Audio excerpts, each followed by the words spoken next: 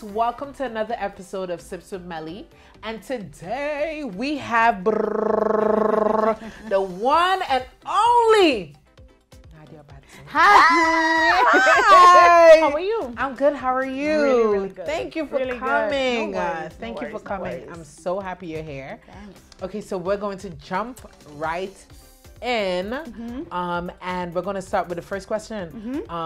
Where did it all start? Where were you born?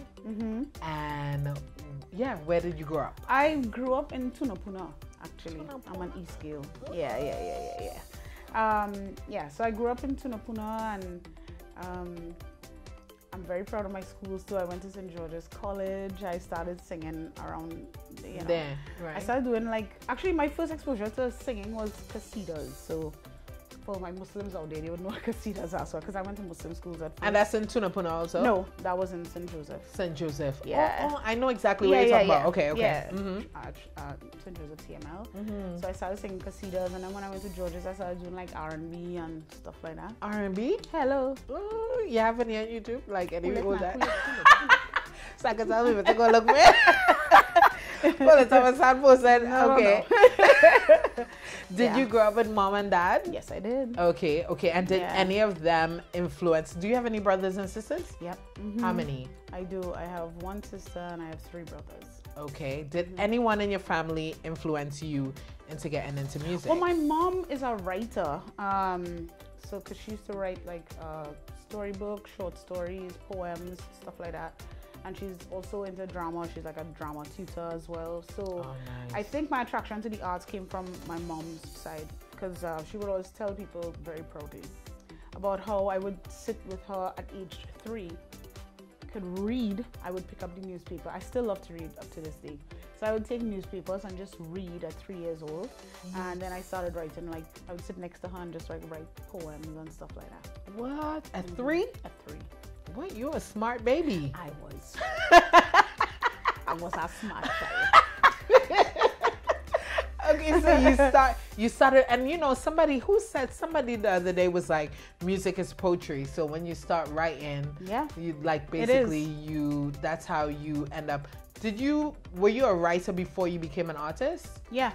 I've always had a very fertile imagination, very flowery, and I think that's one of the reasons why people always say I paint pictures. So because I like detail, so I would take you on the journey, so you could actually see the whole thing happen. But that stems from my background in writing, poems. Okay, for sure. Okay, so you started at 3, basically, starting to get that creative juice flowing. Okay, and then in school, what age did you start singing? Yeah, I was probably 9. 9. Yeah. Okay. Like 9. Okay. And your parents were supportive. Of course. The whole time. Yeah, for sure. That's a blessing. Yeah. I grew up in a church household, and my dad was not having it. Soca. Who's Soca? Oh my What's God. Soca? Well, Soca came a few years after. Later. Yeah. What were you doing first? Like the R&B? That's what I'm saying. I started off singing qasidas first. Qasidas first. Okay. Muslim ballads. The ballads, right? And then when I went to secondary school, St. George's College, I started doing R&B and stuff. R&B and stuff. Okay. It's when I left George's. I was with a group, Silhouette, and we used to do background vocals for every artist. Really? Marshall, KMC, Destra. What age was this? That one. This was, I would have been about 16. 16, 17, yeah. Okay. So we were doing background vocals for everybody.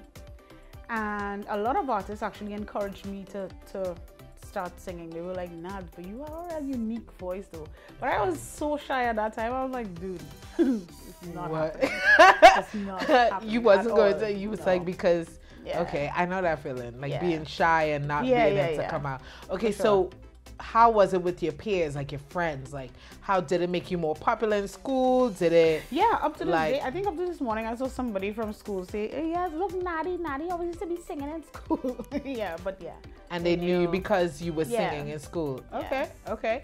And then you started writing for artists at what age? I don't remember my age, but I do remember one of the first hits that I wrote was for Michelle Sylvester. It was a song called Go Ahead and Do That. And because Michelle and I are friends, and she was just like, Nazul, give me a song. I was like, all right, cool. We did not know that it would turn into an actual hit. Yeah. And then it kind of just took off from there. Everybody's like, who wrote this song? Yeah. And okay, so as you were doing that and like writing and doing music, how were you able to break into the industry, and what age were you able to actually break in? I was around. I was part of that very well-oiled machine in the background. Everybody knew Nadia. All of the producers knew Nadia. All of the artists knew Nads. You know, you want background vocals. At that time, I was like the background vocals chick. So when you want background vocals, you call Nadi, and I am singing like 5-6 songs in one night kind of thing. So I would dabble a little bit. I would be like, I have this song, and then Julio, I don't know if you know Julio, he's a producer as well. He produced my first bona fide hit, which was One Island. And again, I think I went there to do background vocals, and I was like, Julio, I have this song, you know. That you wrote? That I wrote, yeah. And of course, we were friends too, so we just did it, and that turned into a hit, and that's what kind of took off from there. Okay. Yeah. Okay, so did you find it hard? You didn't find it hard because you were already part of... No. Did you go like to get into the industry? Because I did do a few songs before that, and it wasn't playing on radio at all. I have to say big up to KMC. A lot of people don't understand how integral he was to a lot of our careers as well, because I used to do a lot of background vocals for him, and he would always put me on all of his rhythms, even though nobody would take it on when they played it. It'd have 4 songs, they would do 3. Nadia, who is this girl? They're not playing it, but he would still always put you on there. Always, yeah, he believed would always. In you. Yeah, he did. Yeah. He did. So I have to say big up to him, you know. So I was kind of jaded too by that time. So even when we did One Island, I was like, we mightn't play, but yeah, you know, let me do it. Let me just yeah. Okay. So back in those time, right? Was it like easier for men to get in than women? It still is. It's still. I know. That's why I'm. That's why I'm asking. That's why I'm asking if you know if this was. That was 2006. It still is. It still is. I always say, and this is the reason why I encourage all female artists, because I know how hard it is. Even something as simple as what we wear, like we are like torn apart all the time. All the time, you know. So and I said it 2 years ago too. I felt as though there was a boys' club forming, and the women just had to. We just had to keep fighting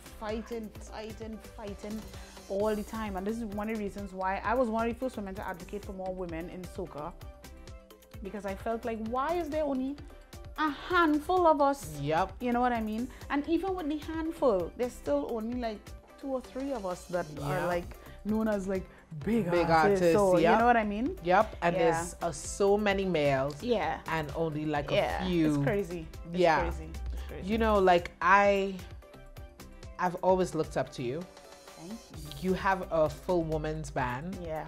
Like I am so pro woman. Okay. I love that you just do your thing. Yeah. And it's like you make sure that women have a stamp. Yes. In a male dominated industry. So let me ask you about mentorship. Have you ever had mentorship in this industry? Like anyone? For me? Yeah, like has anyone ever directed, like give you direction? Yeah, there were many people along the way, one of whom is my dear Andre Tanka, who passed away.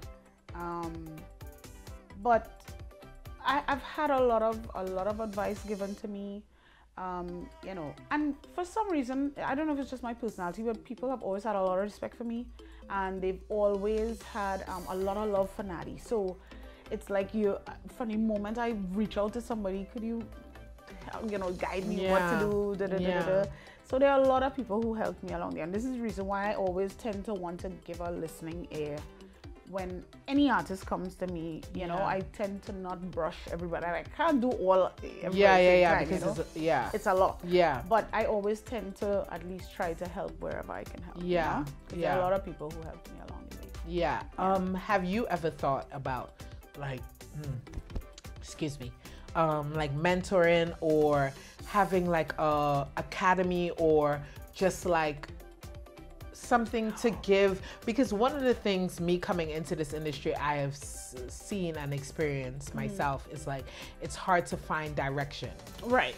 You know, like where you need to go, what you need to get done, what, you know, and there's not a lot of people to be able to tell you this stuff, you know. And I also know like you of course you're busy and you have stuff, but have you ever thought about mentoring and actually taking on younger artists? One of the things that I do want to do is have like a songwriting workshop, because a lot of young writers ask me about songwriting. I think that's the area that I think I'm most knowledgeable in. Even though I never had like formal training, I understand it. In terms of mentorship, it gets kind of clouded for me and blurry sometimes. That's something I may choose to do, like maybe like on a personal one-on-one type of situation. But definitely with the songwriting, I want to do something, you know, like at least twice a year.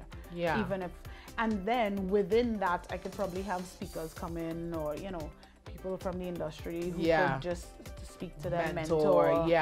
That makes sense. Because if I'm being completely honest, in our industry, which in my personal opinion is still in its teething stages, because I feel as though it's still now taken some form of shape. Before it was anything goes. Anything goes. Nobody know their rights. Nobody you go out to the studio, you just go and choose. Don't know how to pay up iTunes. But now it's like we are understanding the business side of it a whole lot more. So I don't like when people say, you know, soca is a thing, or one of the things that drive me nuts is when people say, well, I go try a thing in the soca. I don't like that. People do that all the time. Me too. Right? So it's now kind of taken some form of shape, structure. But there's, to me, from my vantage point, there's still no set formula, if you understand. So it's hard for me to direct somebody to say, well, do this, do that, and the result will be a hit or success. Because it's anything goes, and I'm drawing from just my own personal experience too, right? There are certain songs that I never thought would take off, and then there are songs that I just released and is the biggest thing, you know what I mean? So I don't know, with stuff like that, it's kind of hard for me to give direction. So you probably would have to do like the one-on-one kind of vibe to be able. You see, like I always like, that's one of the questions I always ask just people who's been in the industry and know the industry, because I always think it's so important to mentor the younger ones, because then it gives you guys the opportunity to build a structure, to be like, okay, this is how you do, this is the correct way to do business, this is, because some people don't even know they have to do a blast, you know what I mean, they don't even know who to go to do a blast, you know. So it's just like the simple things, the little things make the big things. So I always be like, oh, like this industry, one of the biggest things is like mentorship, because like a lot of times, you know, like when you're growing up, you're like, you might see somebody do something and you'd be like, oh, I'm not going to do that because I see, you know, and you have seen so much stuff. I got you. So it's like just a great thing, you know, and you're such a great human being. Oh, thank you. So you can like rub that off on someone else, because you don't want the wrong person. Oh, Lord. You don't want the wrong person to be in that younger artist's ear and teach them a bad, you know what I mean, way of doing things. You know, that's raising another beast. You know. So let's talk about like soca year round. How do you feel about, because we have seasonal now, right? Well, kind of. Not really, not anymore. We're kind of breaking out of that. When I first came in, like when I was doing background vocals, I used to see KMC again, always releasing songs during the year. I would look at him and then they wouldn't be played. You know what I mean? But it wasn't at a time when at that time you needed radio. Right. You needed it. Right. Now we're in a time where it's like just social media alone can carry your tune. I have songs that may not necessarily be played on the radio, but I could perform it and people still know the songs word for word. Right. Off of YouTube, off of just my Instagram page, right. or stuff like that. So I feel like now a lot of doors are opening up and artists are now becoming more comfortable again to release songs during the year. Yeah, for sure. Okay. At least I try my best to do it. Right. Okay, so have you ever thought about doing anything outside of music, like acting or? Well, girl. Listen. So my mom is an actress, right? Right. As I said, she's into drama. So yeah. I have a little inner something. Right. And before I actually kind of delved like 100% into music, I used to implement software. Yeah. Really? Yeah. What? Yeah. But I always felt as though even if I wasn't like actually singing, I love the arts so much, I would just be involved in it. I'm way too creative. Like I can't sit. I can't do the 9 to 5. So I cannot. I'm with you. Yeah, I can't. My brain is not wired like that at all. Yes. I just love to be creative. And I love just being around creative people. Yeah, that energy is completely different. Yes. Yeah. Yes. Okay. So I mean, they do movies and stuff. Hey, or you can get an agent. Yeah, I would try. That could plug you in. Plug you in a little something.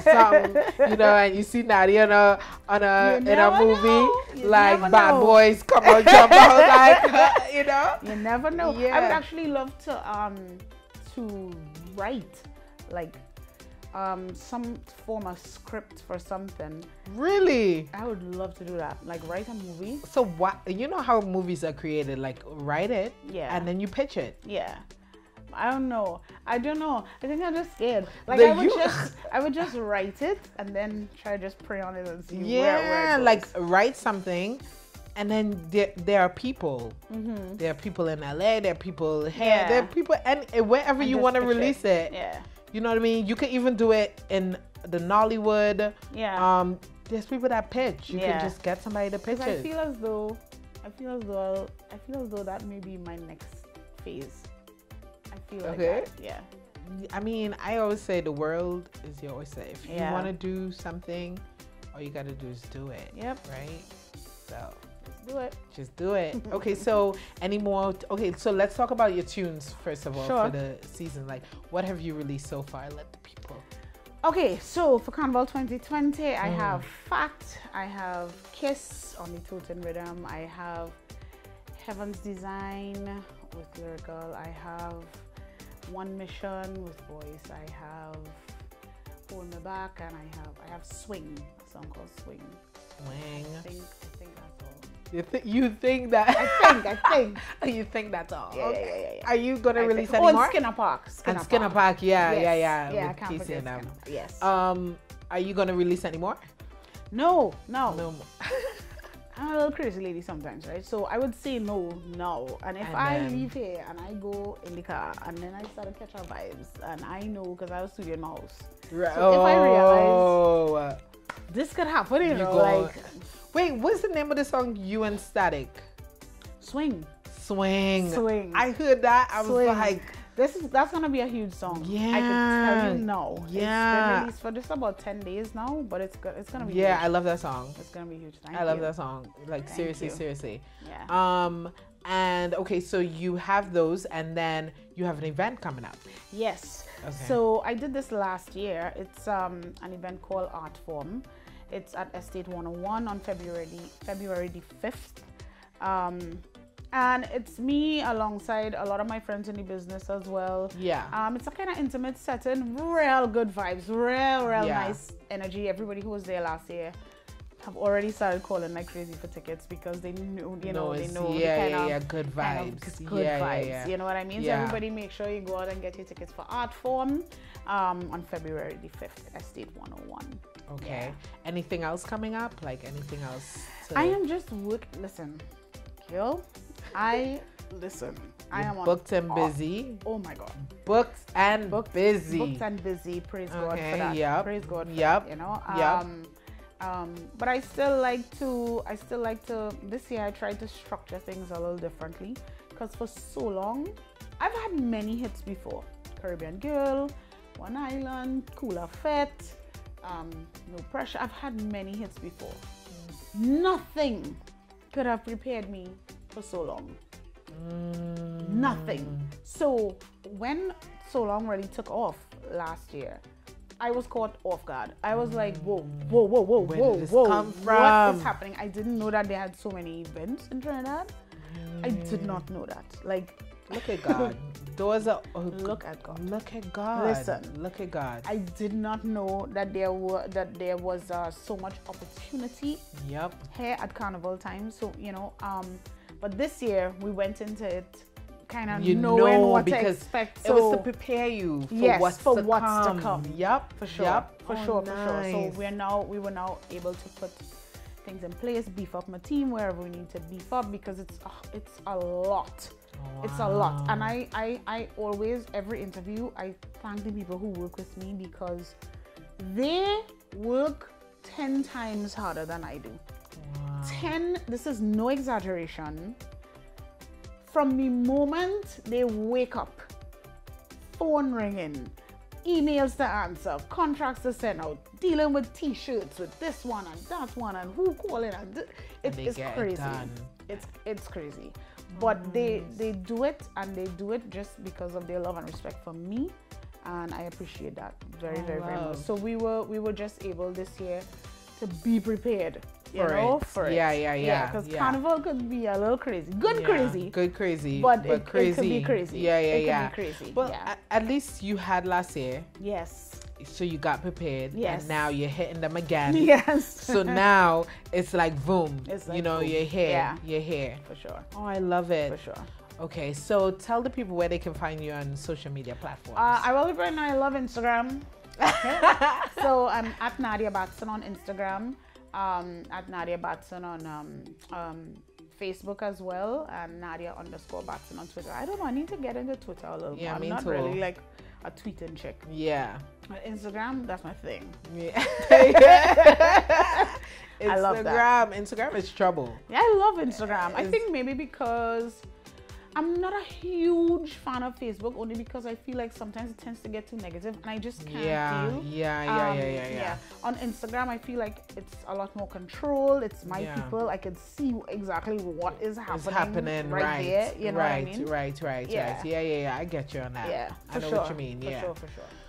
Okay, guys. Thank you so much for coming. You're very, very welcome. Thank you so much. I'm going for you to hold my hand. I'm sorry. No, thank you so much. Look, let me tell you, you might not know, but I really, really look up to you. Oh. And like, I truly appreciate you and everything you do. No problem. For the culture, for the music, and for women. Yes, no like, problem. Really big up to SAS as well. How can I not big up the only all-female soca band in the entire Caribbean? You know, big up to my girls too, who are working really hard right now too. Oh, nice.